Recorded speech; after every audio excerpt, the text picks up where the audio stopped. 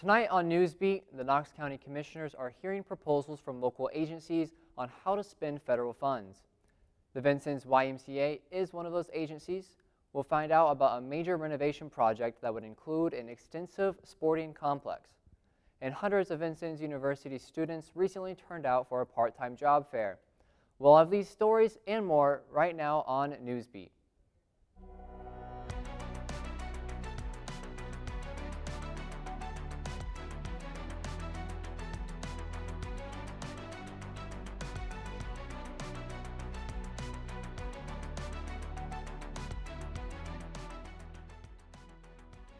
Thanks for tuning into Newsbeat. I'm JJ Brown. And I'm Indigo Loving. The Knox County Commissioners are currently in the process of deciding how to spend money from the American Rescue Plan Act, or ARPA.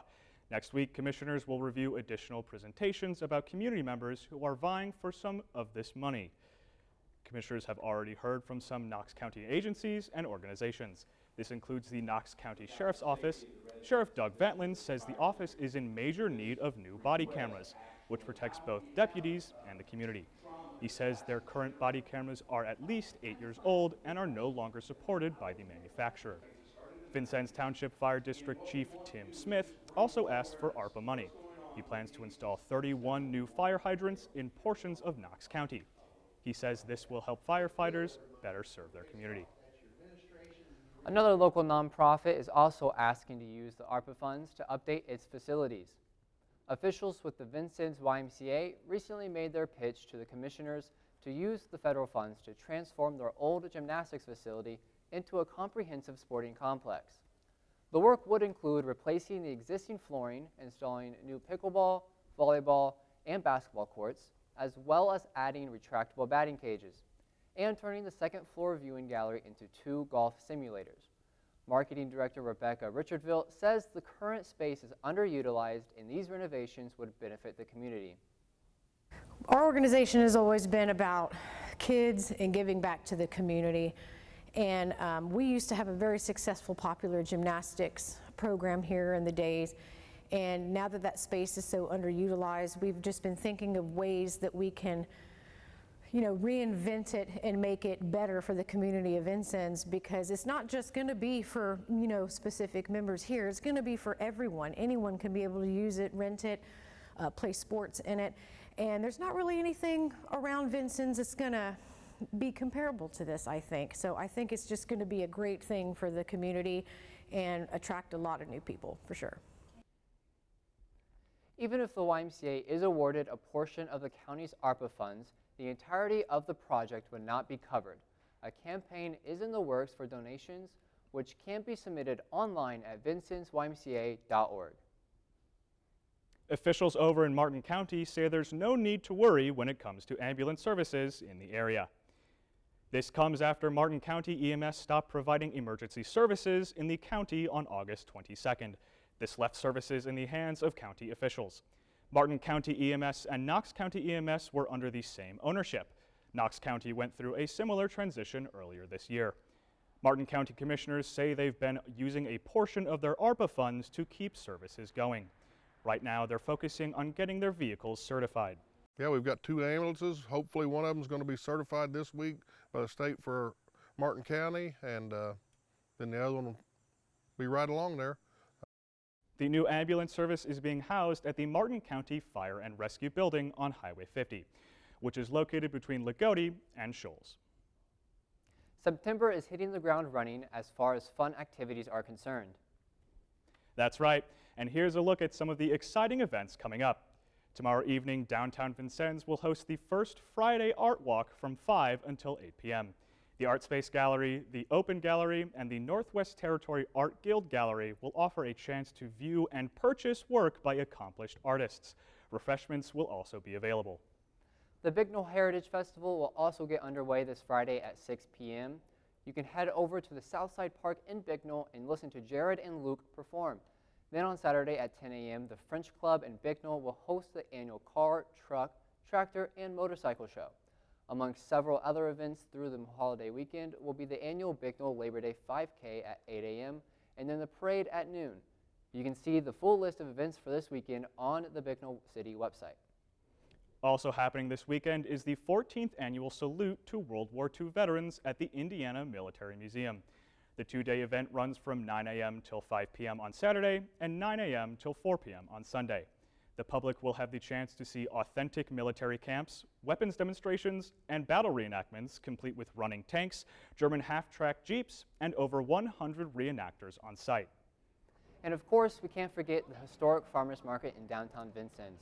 It will be open this Saturday from 9 a.m. until 1 p.m. and again on Wednesday from 4 until 7:30 p.m. Plenty of vendors will be on site at the pavilion with seasonal produce, artisan crafted gifts, baked goods, and blooming annuals and perennials. And don't worry about what's for dinner Monday. Food trucks on the Wabash will return to the riverfront in Vincennes from 5 until 8 p.m. But on a more serious note, on Tuesday, Vincennes University will have a tribute to those who lost their lives on 9/11. They'll be placing 3,000 flags from Vincennes University's police department on 2nd Street. At 5 p.m. Tuesday, a brief ceremony will take place, complete with a 21-gun salute by the VFW Post 1157.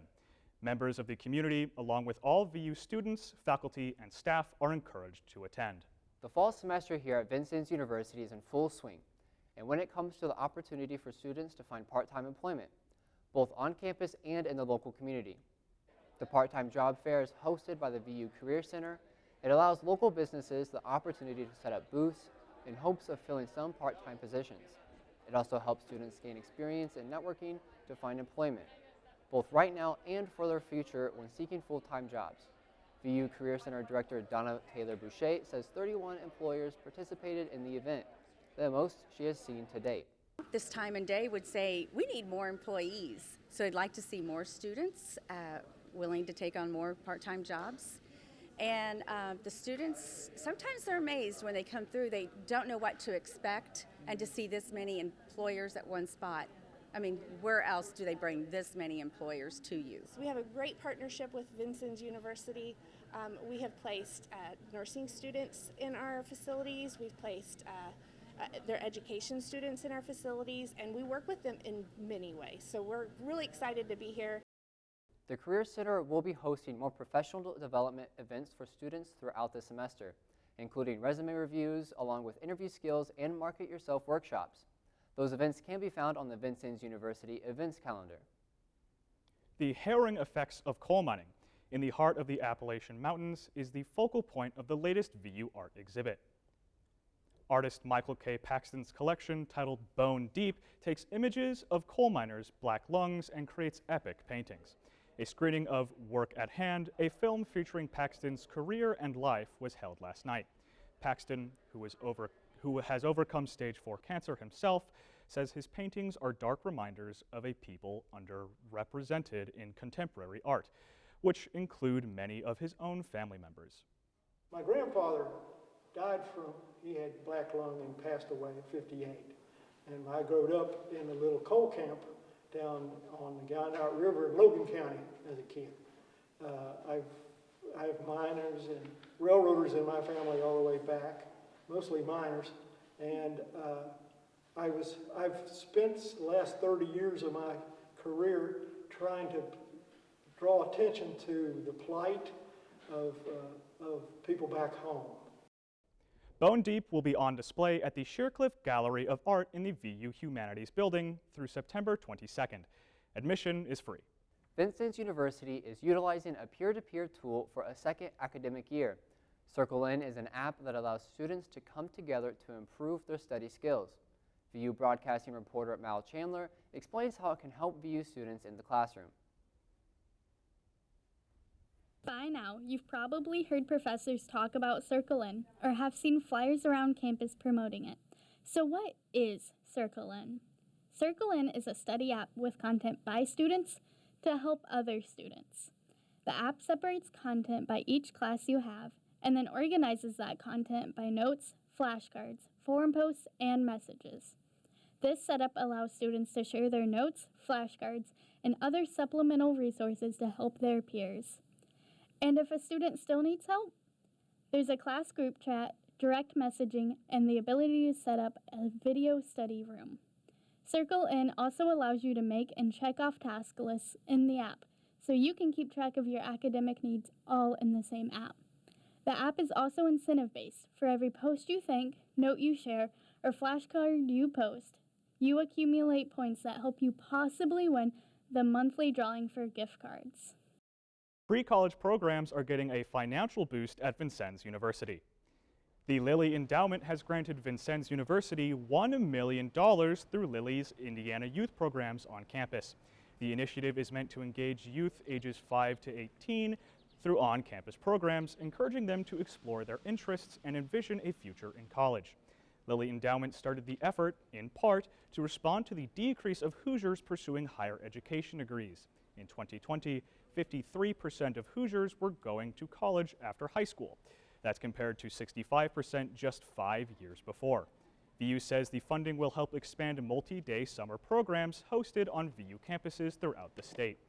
VU President Dr. Chuck Johnson says over the next 3 years, the funds will be used to bring more K-12 students to VU campuses than any other time in history. And that's all for Newsbeat. For all of us here at Vincennes University Broadcasting, I'm JJ Brown. And I'm Indigo Loving. The premiere of Sports Buzz is coming right up. We'll see you again next week. Good night.